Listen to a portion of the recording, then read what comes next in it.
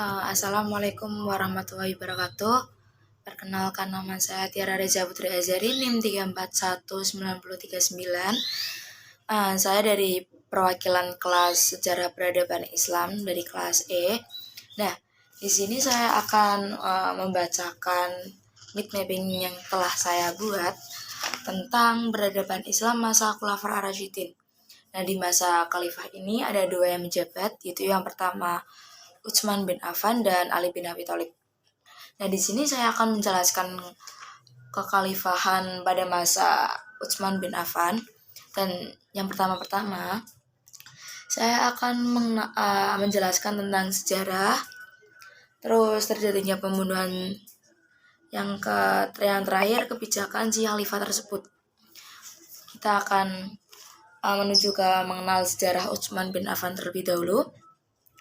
Utsman bin Affan mempunyai nama lengkap Utsman bin Affan Abdul Ash bin Umayyah, merupakan anak keturunan dari pasangan Affan bin Arwah. Utsman ini lahir pada tahun 576 Masehi di Quraisy, dan beliau diberi gelar Zurain karena diberi kehormatan menikahi dua putri Rasulullah. Dan yang kedua, pemerintahnya berlangsung selama 12 tahun.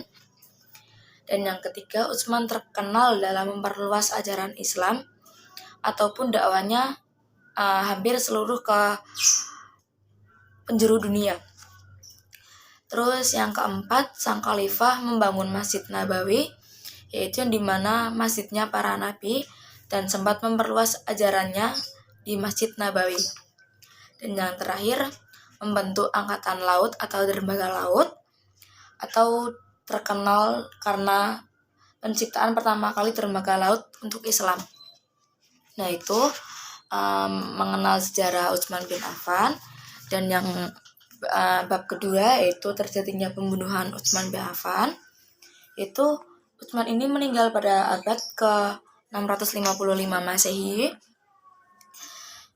dengan cara dibunuhnya oleh kaum pemberontak karena banyak umat Islam yang tidak terima karena Utsman mengangkat derajat keluarga yang lebih tinggi dari masa khalifahnya sendiri, gitu, atau memegang kekuasaan tertinggi di keluarganya pada masa kekhalifahan tersebut.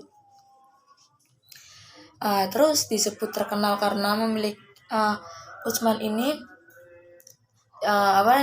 dibunuh sedang membaca mushaf Al-Quran, di mana darahnya saat ditusuk pisau, darahnya mengalir dan membasahi mushafas yang membaca.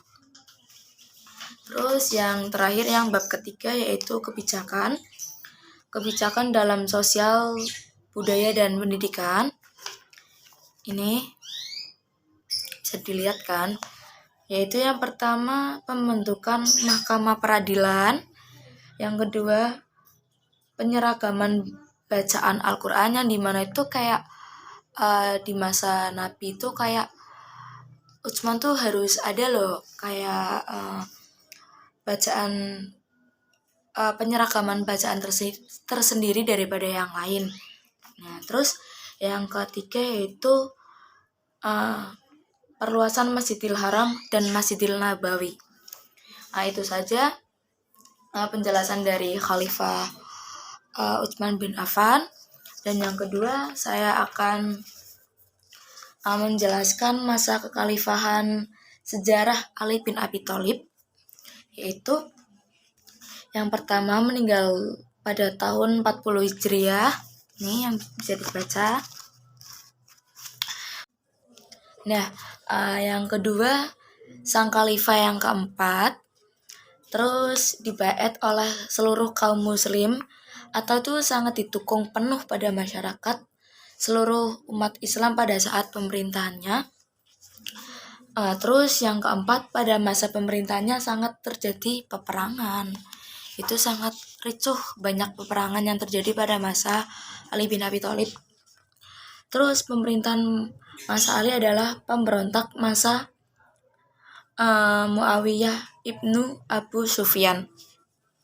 Yang keenam, Ali dibunuh oleh seorang anggota Khawarij yang bernama Ibnu Muljam.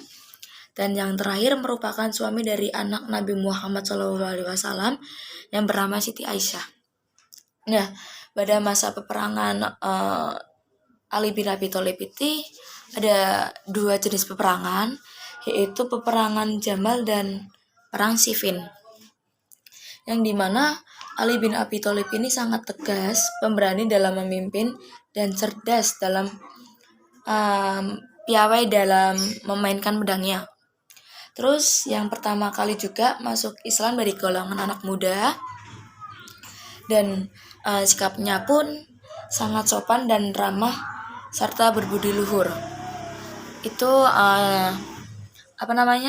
makna sejarah Ali bin Abi Thalib.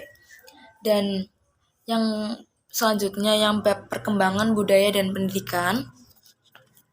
Ini pada masa Ali bin Abi Thalib berkembang ilmu nahwu dan ilmu shorof, dan pembinanya tuh pertama kali sekaligus yang menguasai ilmu nahwu dan shorof itu Ali bin Abi Thalib.